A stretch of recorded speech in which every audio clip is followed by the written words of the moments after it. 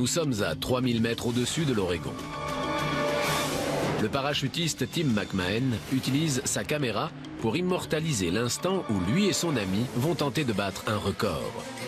Un record très risqué. On devait sauter en étant relié par une corde et l'un de nous devait ouvrir son parachute le plus tard possible. L'autre devait donc diriger son partenaire. C'était très risqué. Ils sont prêts. McMahon ouvre son parachute. Greg tient le bout de la corde. Mais quelque chose ne se passe pas comme prévu. Et Greg chute, sans parachute.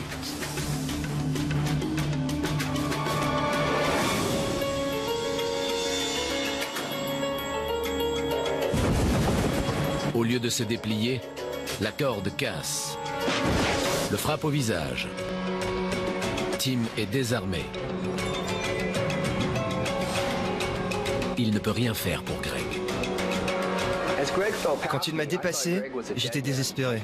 Il était inconscient, la corde avait cassé, il n'avait plus aucune chance. Greg chute à plus de 300 km/h.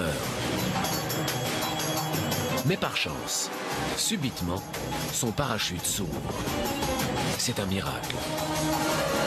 Quand j'ai vu son parachute s'ouvrir, je me suis dit que j'avais peu de temps pour le rattraper et voir comment il allait. Tim passe à l'action.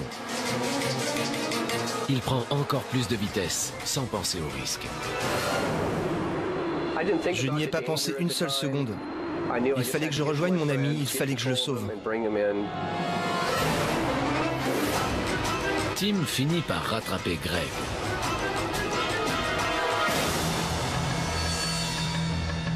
Ils vont pouvoir atterrir ensemble. Ça va? Je sais pas. Il me regardait et je voyais bien qu'il souffrait beaucoup. Il y a un nouveau danger. J'ai très mal au dos. Greg doit atterrir le premier, mais il est trop mal en point. J'ai vraiment mal. Vraiment beaucoup. Quand il m'a dit ça, je me suis rendu compte qu'il était sérieusement touché. L'atterrissage pouvait le tuer. Est-ce que tu peux bouger tes jambes? Quoi? Tu peux bouger tes jambes? Oui, mais je ne sais pas si je supporterai l'atterrissage. J'essayais de mesurer son état et je voyais bien qu'il était faible et qu'il souffrait. Probablement trop pour affronter l'atterrissage.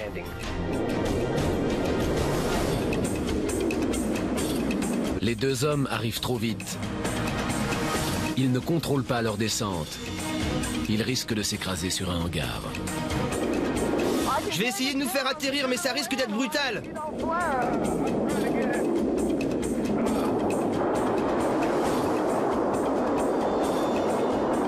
Quand je te dis de relever les jambes, tu le fais. Maintenant! Ils sont au sol. Venez nous aider! Non! Au secours!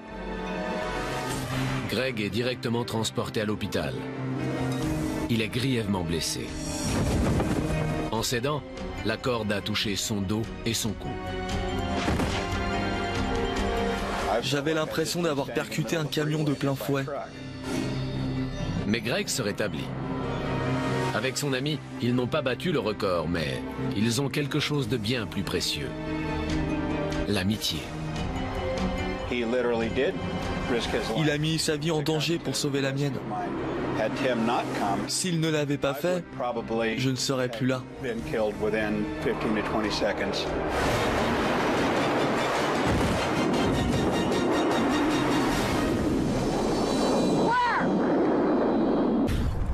Nous voici sur un hippodrome pour une course qui se déroule normalement, quand soudain...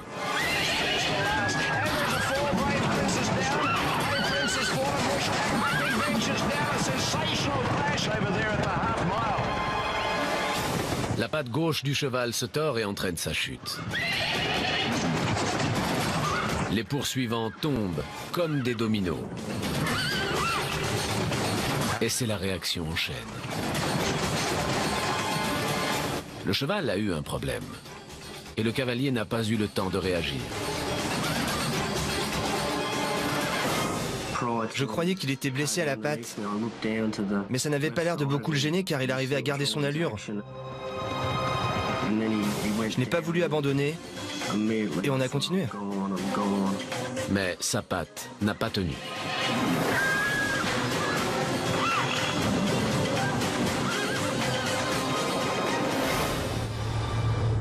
Tout ce dont je me souviens, c'est mon cheval qui m'est tombé dessus, qui m'a écrasé le bras et tout le corps, et après, tous les concurrents qui sont tombés. Je me souviens surtout de la douleur que j'ai ressentie dans tout le corps. J'étais malgré tout heureux d'être toujours en vie. Dans l'histoire des courses australiennes, on n'a jamais vu chute aussi grave. 4 jockeys sont transportés à l'hôpital. Justin souffre de multiples fractures. Mais il pense que c'est son cheval qui lui a sauvé la vie. En me passant sur le corps, il m'a évité de me faire piétiner par les autres chevaux. Ce n'était sûrement pas intentionnel de sa part, mais c'est ce qui m'a sauvé la vie.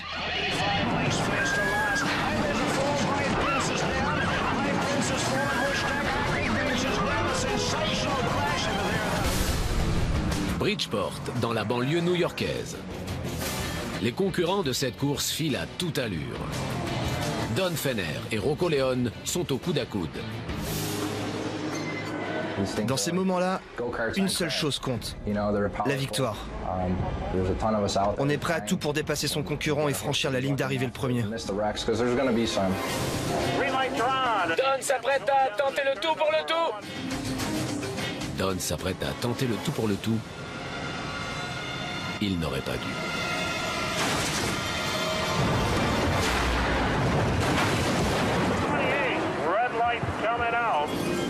Je voyais le mur s'approcher et une petite voix me disait « Ça va faire mal ». La voiture de Don se retourne avant d'être percutée par celle de Rocco. Le choc a été très fort. Je n'oublierai jamais le bruit que ça a fait. Je ne savais pas si j'étais en vie car l'impact avait été très violent. L'accident est très violent. La course interrompue. Rocco et Don sont coincés dans leur voiture. Il faut faire vite. Très vite. Sinon... Les gars, restez pas là. Il y a les secours qui arrivent. Non, les gars, reculez. Reculez.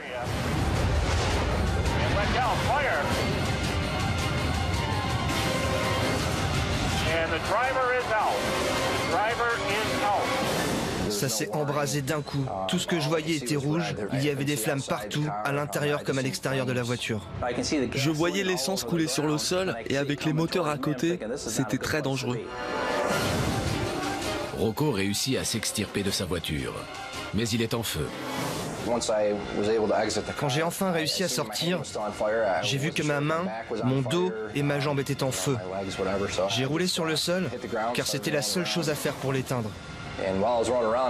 Je voyais que ma main brûlait toujours. Finalement, je me suis relevé et j'ai enlevé mon gant.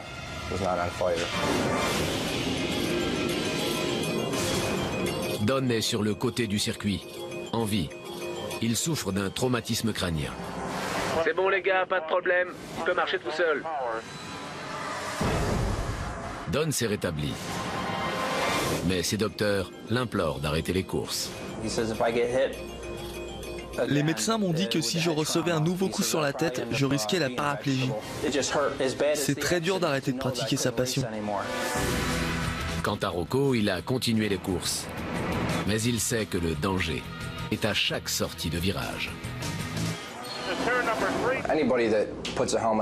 Nous sommes tous conscients que c'est un sport dangereux, que quelque chose peut se passer à n'importe quel moment.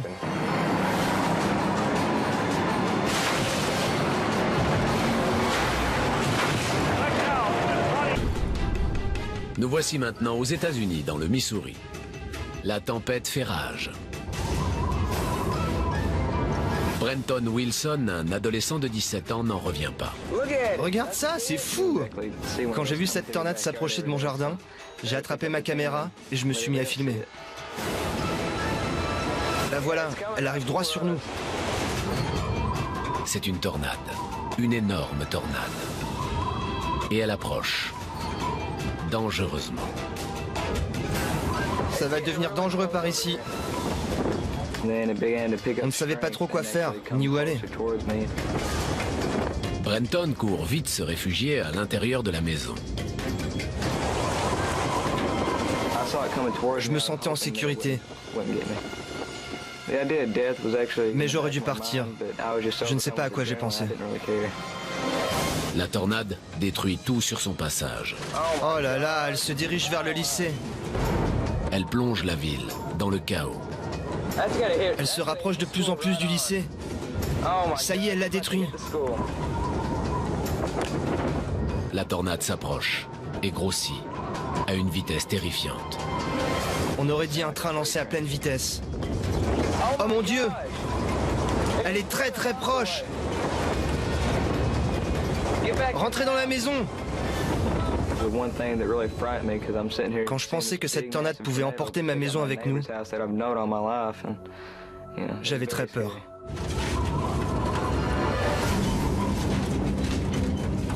Subitement, la tornade change de direction et finit par s'éloigner.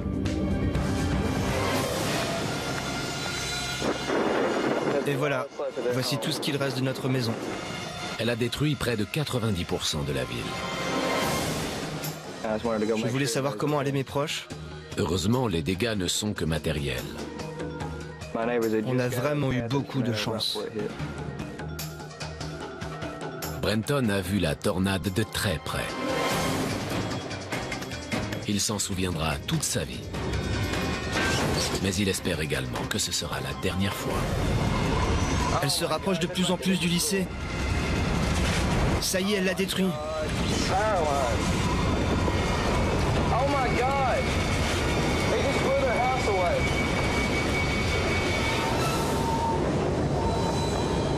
Chicago, dans l'Illinois.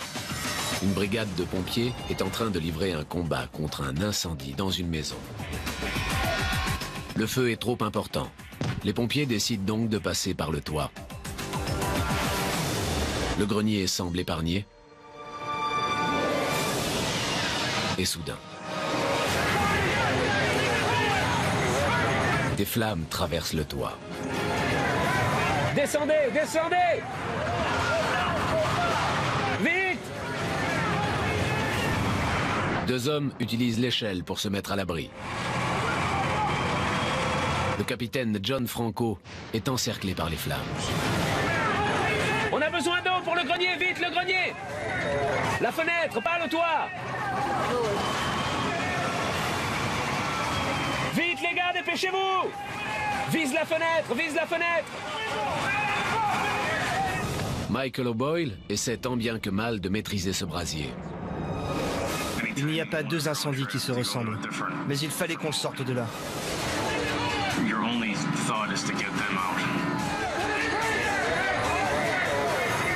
Le capitaine Franco s'éloigne des flammes pour ne pas brûler. Placez une échelle à l'arrière, c'est très dangereux, les gars! Vite! Les gars, l'échelle! Le capitaine cherche un moyen de redescendre.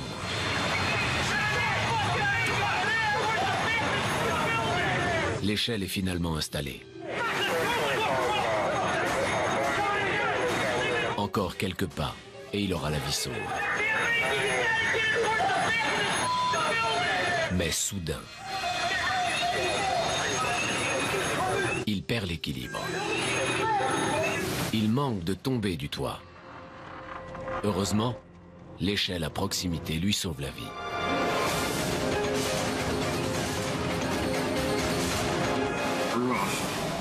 Quand j'ai glissé sur le toit, je ne pensais pas que l'échelle me retiendrait. Je me disais que j'allais chuter et mourir.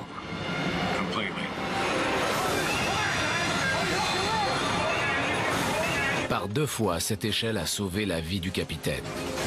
Il peut lui dire merci.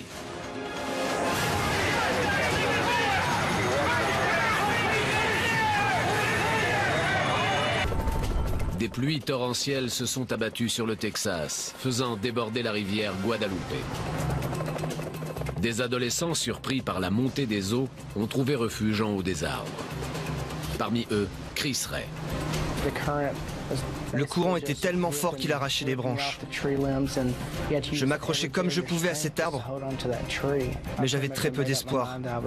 Je ne pensais pas résister bien longtemps. Bienvenue à Isle of Man.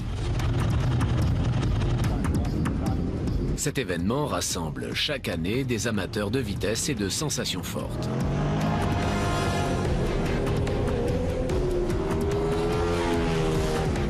Les riders s'élancent pour un tour de chauffe. Il s'agit d'un simple entraînement.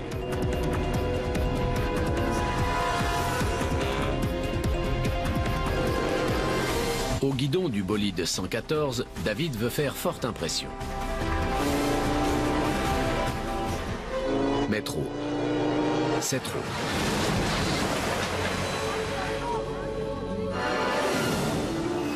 Quand David sort du virage, c'est le drame. Au lieu de ralentir, il a accéléré. David s'est envolé à plus de 150 km/h.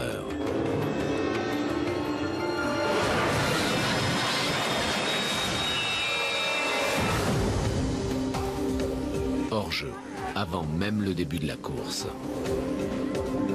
C'est sur une civière que David quitte la piste. Mais rassurez-vous, il est sain et sauf. La prochaine fois, il se réservera pour la course.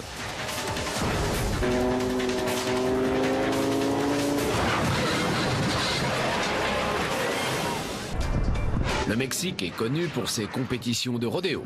Pedro, le cow-boy, s'apprête à connaître la chevauchée de sa vie. Ce taureau est coriace. Mais Pedro tient bon. Mais soudain, c'est la bête qui prend le dessus. Et direction la barrière. Impossible de détourner l'attention de l'animal. Fou furieux, le taureau perd l'équilibre.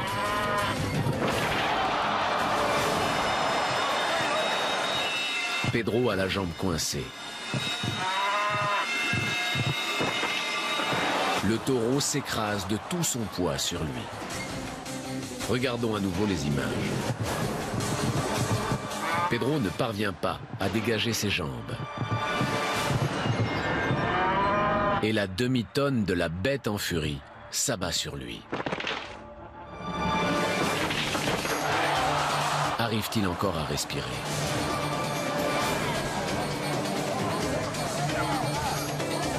L'inquiétude est au maximum. Lorsqu'on le libère, le cow-boy est en vie. Dans les compétitions de rodéo, aucun point n'est accordé en cas de douleur extrême. Sinon, Pedro aurait gagné.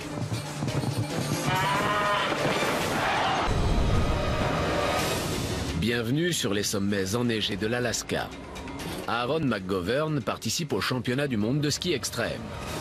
C'est son dernier passage.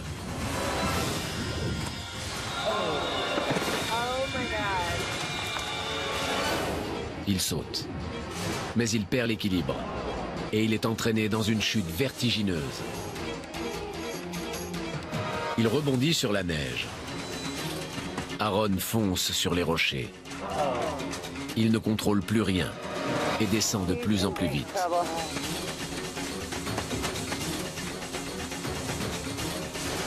Oh mon Dieu. Est-il conscient? Est-il en vie? Oh mon Dieu.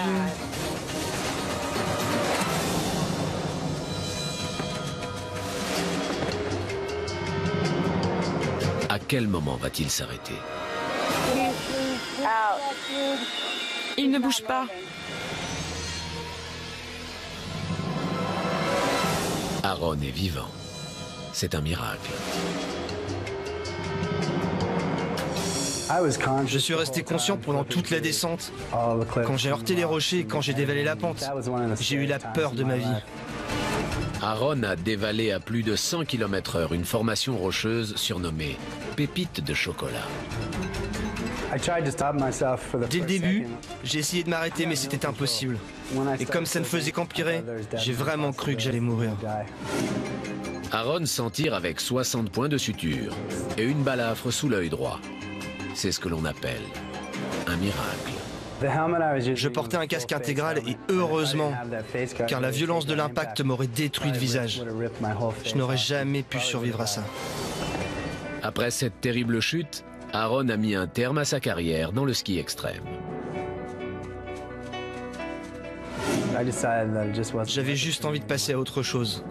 J'aurais pu être paralysé, avoir la colonne vertébrale brisée. J'en avais assez vu.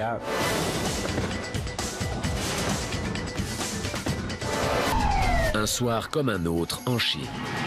La lumière que vous apercevez dans le ciel est celle d'un avion qui s'apprête à atterrir avec 137 personnes à son bord. Problème, le train d'atterrissage est bloqué. Il ne sort pas. Le pilote doit poser son avion coûte que coûte. Il va atterrir sur le ventre.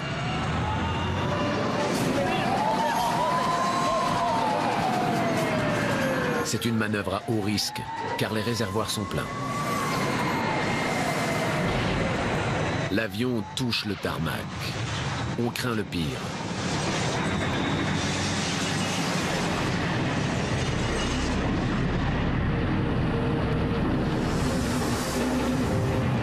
Le pilote parvient à stopper l'avion.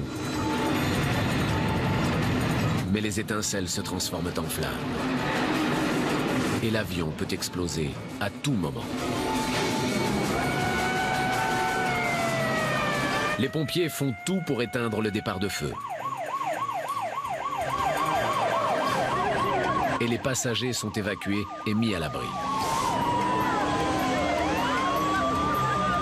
Il n'y a aucune victime. Grâce à l'efficacité des secours et surtout grâce aux nerfs d'acier du pilote.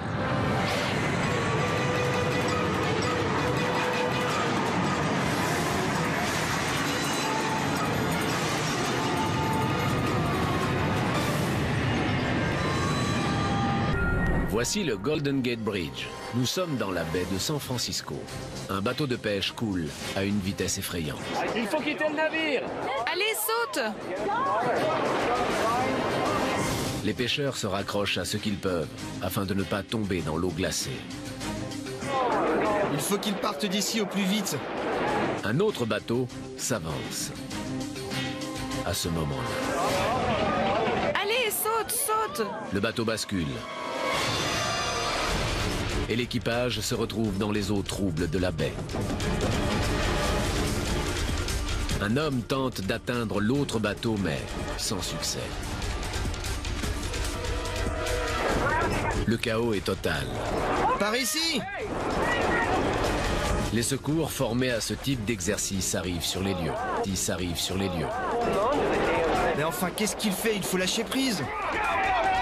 Où est le garde-côte? Mais où sont les gardes-côtes? C'est incroyable! Les pêcheurs envoient des radeaux et des bouées de sauvetage. Par ici! Ils ne peuvent rien faire pour ceux qui dérivent au loin. Il faut aller récupérer ceux qui flottent là-bas. Des vagues de plusieurs mètres menacent de les envoyer par le fond. Ramenez cet homme sur le bateau! Les pêcheurs refusent de laisser tomber leurs copains. Leur ténacité fait toute la différence. Lorsque les gardes-côtes arrivent, tout le monde est hors de danger. Le bateau disparaît sous l'eau. Mais le naufrage n'a fait aucune victime.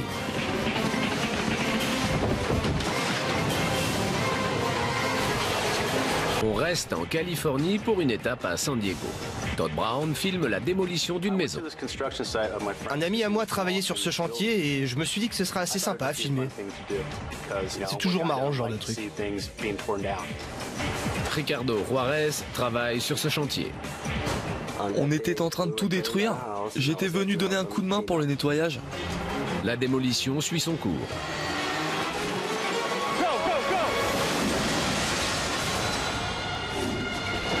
Le bulldozer dégage la toiture. Mais une mauvaise manœuvre fait brusquement tomber la cheminée. Je n'en croyais pas mes yeux. J'espérais que personne n'était resté en dessous. Ricardo sauve sa peau, de justesse. Tout est allé tellement vite que je n'ai pas eu le temps de réfléchir.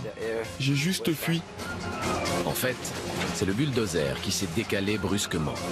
Le mauvais temps a rendu le sol instable. Il ne restait pas grand-chose de la maison. On avait gardé la cheminée pour la fin. Elle tenait de façon assez précaire, donc il ne fallait pas grand-chose pour qu'elle s'écroule. Ricardo a eu le réflexe de sa vie.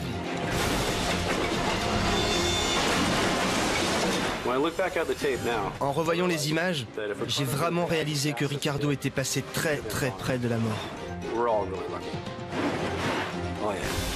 J'ai vraiment eu beaucoup de chance.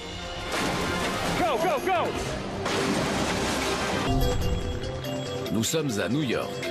La Statue de la Liberté est un monument offert par la France aux États-Unis. Mais que vient donc faire ce parachutiste dans le paysage?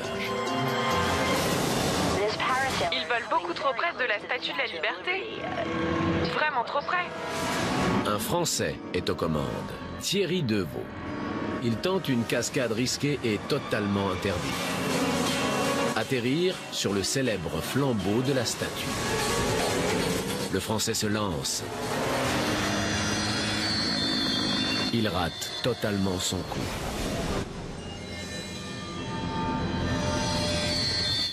La vie de Thierry ne tient plus qu'à quelques fils. Il est suspendu dans les airs. L'équivalent de 22 étages au-dessus du vide. Un simple coup de vent et le parachute pourrait se déchirer. Le pilote est à la merci des éléments pendant une bonne demi-heure. Ça se présente assez mal. On dirait que cet homme est suspendu à de simples cordages.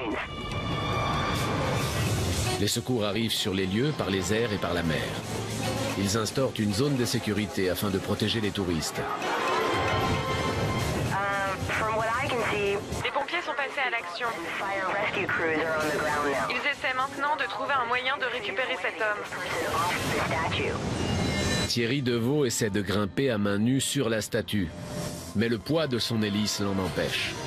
Je pense qu'ils vont essayer de le hisser sur le balcon qui entoure le flambeau. Ils ne veulent pas abîmer les dorures de la torche. 5 paires de bras sont nécessaires pour mener à bien cette opération délicate. La folie du pilote a mobilisé beaucoup de monde et il ne va pas s'en tirer à bon compte. Car s'attaquer à la liberté, cela mène directement à la case prison.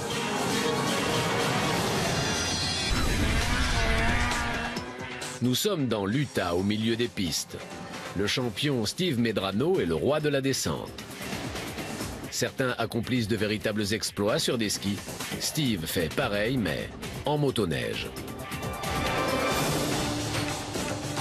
Il s'apprête à tenter une figure impossible. Un salto arrière à 360 degrés. Si j'avais réussi mon coup, j'aurais été le premier à faire ça sur une motoneige. Steve se concentre. Il se dirige droit vers la rampe.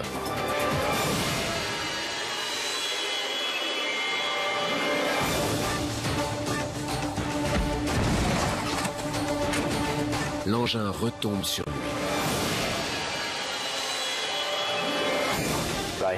Je suis arrivé beaucoup trop vite sur la rampe. Et j'ai tout de suite compris que ça n'allait pas le faire du tout. L'engin de 300 kilos retombe sur lui. Imaginez-vous avec un casque sur la tête et qu'on vous jette un piano dessus. Eh bien, c'est à peu près ce qui m'est arrivé. Steve est enseveli dans la neige. On aperçoit uniquement ses mains et ses pieds. Ses amis se précipitent et s'aperçoivent que son casque n'a pas résisté au choc. La situation est critique. Ils étaient tous vraiment inquiets. Ils ont... Quand il s'agit de sport extrême en haute altitude, Boyd Wilkinson a quasiment tout fait et tout tenté. Mais aujourd'hui, à 1 km au-dessus du Colorado, Boyd va tenter ce qui n'a jamais été fait. Tu peux nous expliquer ce que tu vas faire? Je vais sauter en parachute depuis cette montgolfière. Ça va être intense. Je suis super excité. On se voit en bas. 3, 2, 1, c'est parti.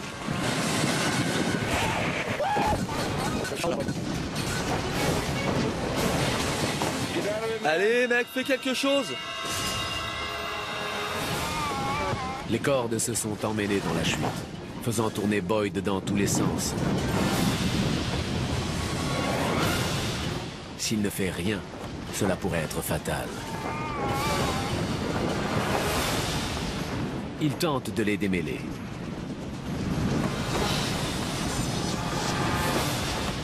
Mais le temps presse et le sol se rapproche, alors Boyd tente le tout pour le tout. Il déploie son parachute de secours. Le premier est toujours ouvert. S'il est 200 mètres, Boyd ne survivra pas. Il réussit pourtant à rassembler la toile emmêlée et à la coincer entre ses genoux.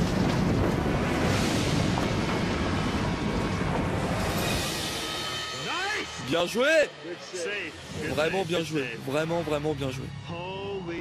Il est fou, mais c'est bien joué. Quelques instants plus tard, Boyd est de retour sur la terre ferme. Je retenterai ce saut, mais pas aujourd'hui. Plus tard. Le plan était de sauter depuis cette montgolfière avec une toile faite pour le parapente. C'est pas fait pour être plié, donc elle était dépliée avant même que je ne saute.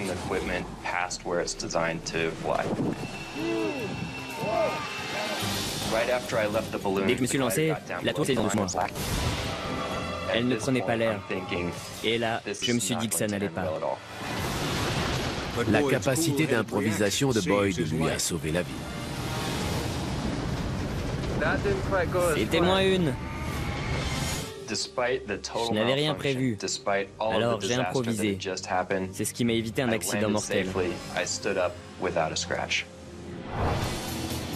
Ce kamikaze des airs a, une fois de plus, repoussé ses limites.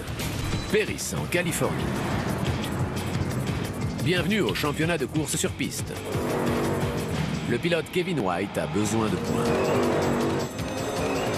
Son équipe le pousse à utiliser la nitro même dans les virages. C'est le seul moyen de pousser son véhicule au-delà des limites. Le seul moyen aussi pour gagner.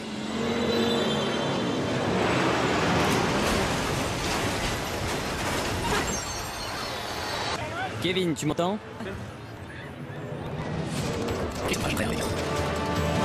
Mais l'axe de sa roue avant se coince et elle se retrouve en parallèle de la piste.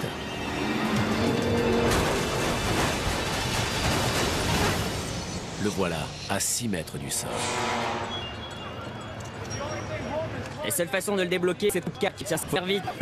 Le pilote inconscient de ce nouveau danger est toujours coincé à l'intérieur. Dépêchez-vous!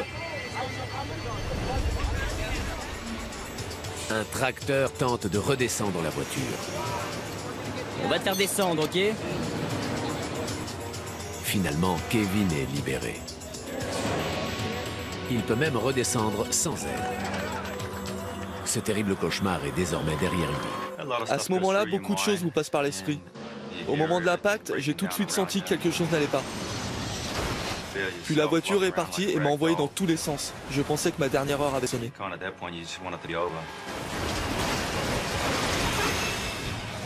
L'un des hommes de mon équipe m'a dit de ne surtout pas détacher ma ceinture. Si je l'avais fait, j'aurais fait une très lourde chute.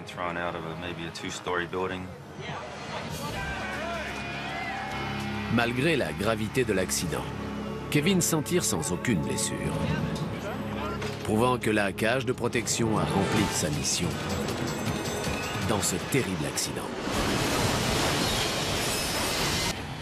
L'homme contre la nature.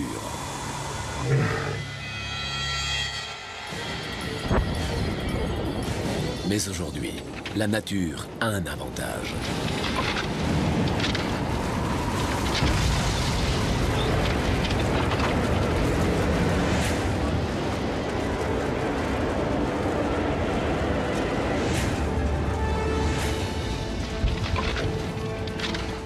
fonte des glaces fait chuter des blocs de plusieurs dizaines de mètres.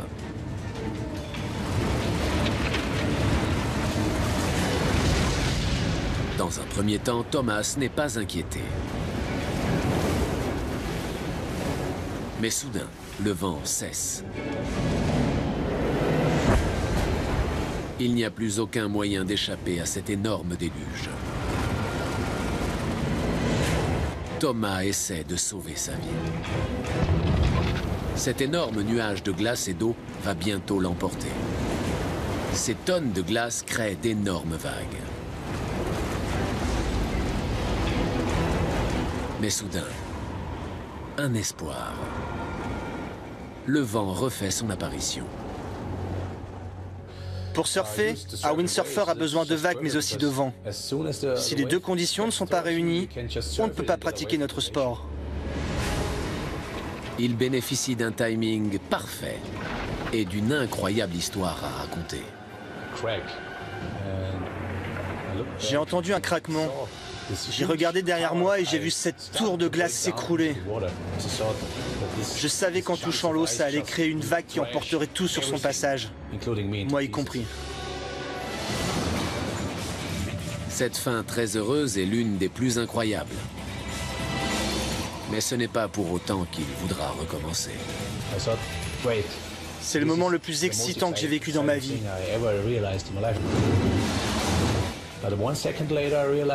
Mais ça aurait aussi pu être le dernier.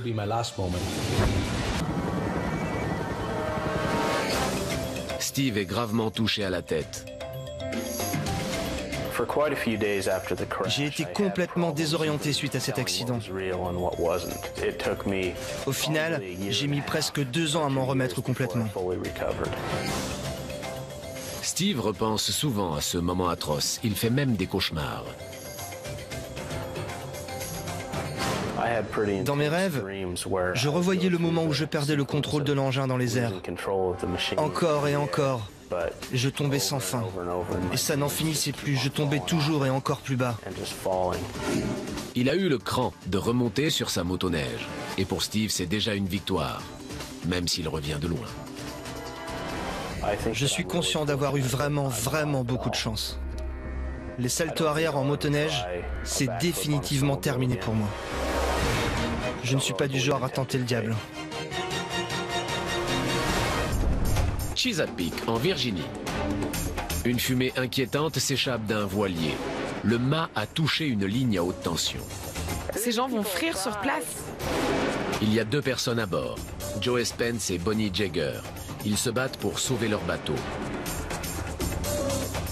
Soudain, le mât heurte une 2e ligne à haute tension.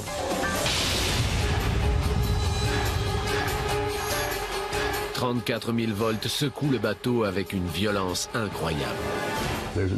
L'explosion a été très violente. Ça fait un bruit perçant. Impossible à décrire. L'explosion provoque un départ de feu à l'intérieur même du bateau. On avait des réservoirs de propane. J'ai eu très peur. Tout l'arrière du bateau risquait d'exploser. Sur la berge, on craint pour la vie du couple. Mais allez, saute dans l'eau! Allez, saute! Quand on vit sur l'eau, on pense d'abord à sauver son bateau. On ne quitte pas le navire avant d'avoir tout fait pour ça. Les flammes se rapprochent dangereusement des réservoirs de carburant. Il y avait pas mal de gens dans de petites embarcations tout autour de nous. Eux aussi avaient peur que ça explose. Ils restaient donc à une distance raisonnable. Mais pourquoi ils restent sur le bateau? Mais pourquoi? Le couple doit rendre les armes. Bonnie abandonne la partie. J'ai dit, allons-y. Moi, en tout cas, j'y vais maintenant. Bonnie et Joey sautent dans un bateau pneumatique. Mais ils sont confrontés à un autre problème. Ils n'ont aucun moyen de s'éloigner rapidement. On n'avait pas de rame. Il y avait un gamin dans un canoë à proximité avec son père.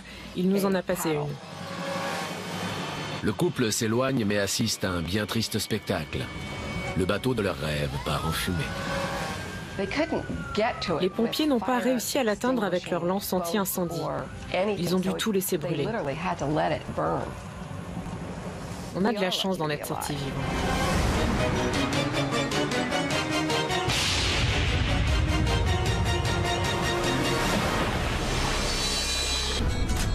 Nous sommes dans l'Illinois. Un fermier, Stan Frazier, cherche à se débarrasser d'un vieux silo à grains afin de mettre en place de nouvelles installations. Par souci d'économie, il préfère utiliser de la dynamite. On connaît pas mal de gens qui savent faire ce genre de choses. Ils gèrent ça très bien, je ne voulais pas qu'ils s'y attaquent tout seuls. Afin de rassurer sa femme, Stan trouve une nouvelle solution.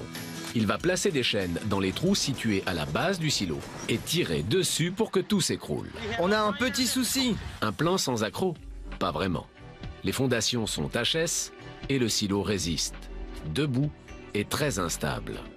C'était censé être rapide, mais ça ne s'est évidemment pas passé comme ça. Un voisin expérimenté a une idée pour en finir avec ce silo récalcitrant. Comme il penche déjà, il suffit de pousser tranquillement avec un bulldozer. Diane n'est pas convaincue. On a 2 enfants et je ne voulais pas les élever toute seule. Comment j'aurais fait? Diane n'a pas le temps d'intervenir. Son mari est déjà passé à l'action. Et elle assiste à une scène qui restera gravée dans sa mémoire à tout jamais.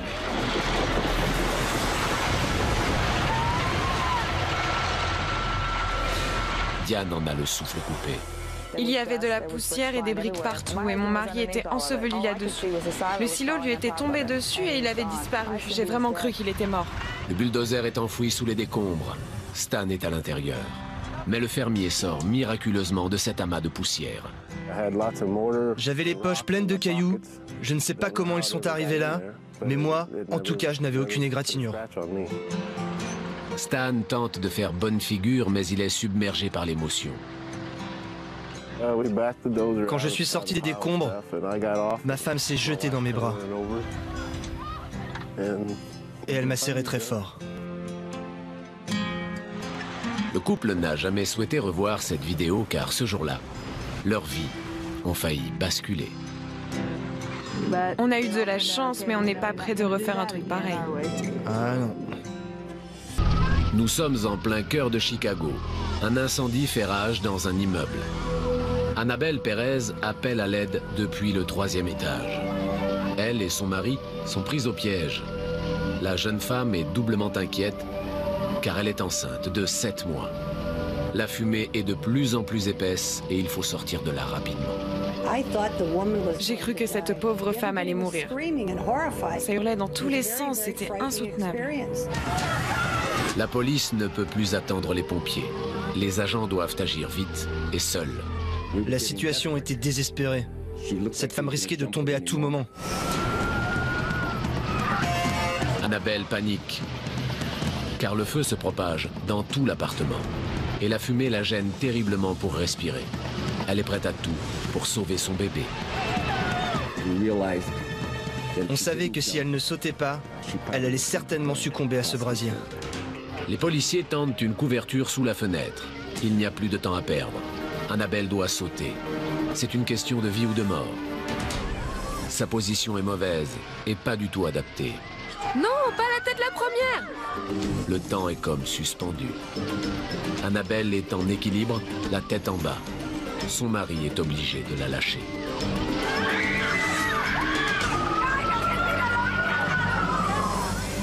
Les policiers font de leur mieux, mais l'impact est beaucoup trop fort. La jeune femme passe à travers la couverture et s'écrase au sol. Elle est tombée avec une telle force que la couverture n'a pas tenu. Elle s'est retrouvée par terre. Les pompiers arrivent enfin sur les lieux, mais le mari d'Annabelle ne peut plus attendre. Il doit se débrouiller pour descendre, et il s'en sort plutôt bien. Il se précipite alors vers sa femme, prise en charge par les secours. Annabelle n'avait pas d'autre choix. Il fallait sauter pour sauver sa vie et celle de son bébé. Je me suis dit qu'on allait mourir, qu'on allait brûler. On imagine sans peine que ses dernières pensées ont été des prières pour son bébé. C'est pour cette raison que j'ai décidé d'y aller la tête la première. C'était pour protéger mon bébé. J'ai fait ça pour lui laisser une chance de survivre. C'était mon devoir de mère. On a eu une chance incroyable. Tellement incroyable que l'enfant a été baptisé Milagro, miracle en espagnol. C'est toute ma vie.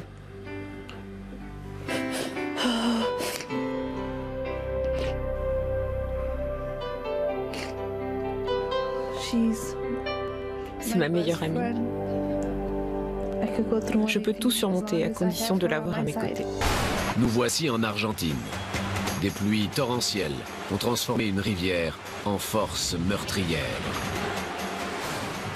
Les villageois essaient de protéger leur maison en installant un barrage de fortune fait de sacs de sable. Mais la bataille est perdue d'avance. La rivière redouble de puissance.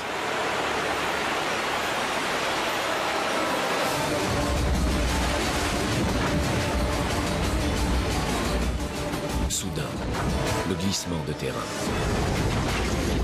Comme si un tremblement de terre s'était abattu sur le village.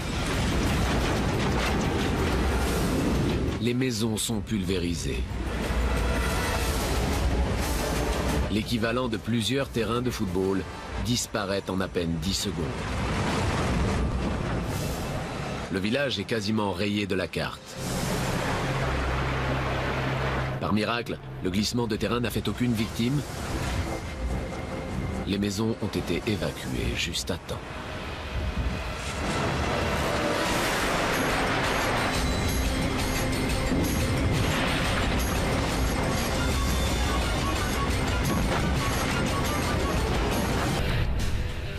Une course de sprint car sur un circuit professionnel en Australie occidentale.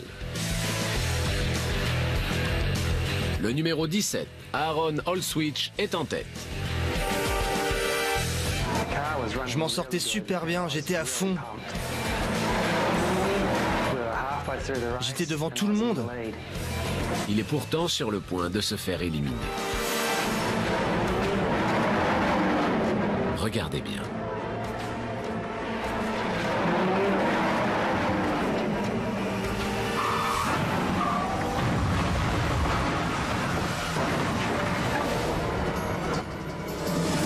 Regardez à nouveau. Aaron est percuté par un concurrent.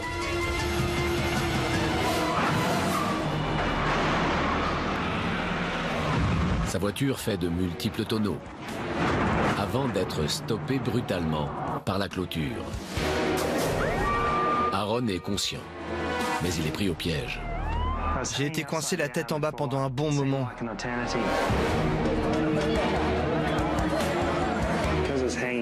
Ma ceinture de sécurité était bloquée, je n'arrivais pas à me dégager.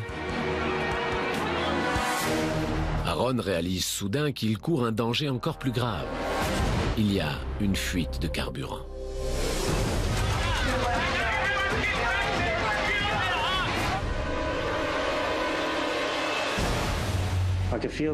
J'étais pétrifié, je sentais l'angoisse monter en moi. La voiture risquait de prendre feu à tout moment. Il faut sauver Aaron. Les secours doivent agir avec précaution car le pilote est blessé. Je me suis rendu compte que je saignais. J'avais très mal au dos. On l'extrait juste à temps. L'instant d'après, c'est l'explosion. Il s'en est fallu de quelques secondes. Le danger est réel, chaque pilote le sait. Aaron n'est pas le seul à avoir eu chaud ce jour-là. En revoyant les images, je me dis que la barrière a sauvé vraiment beaucoup de vies ce jour-là.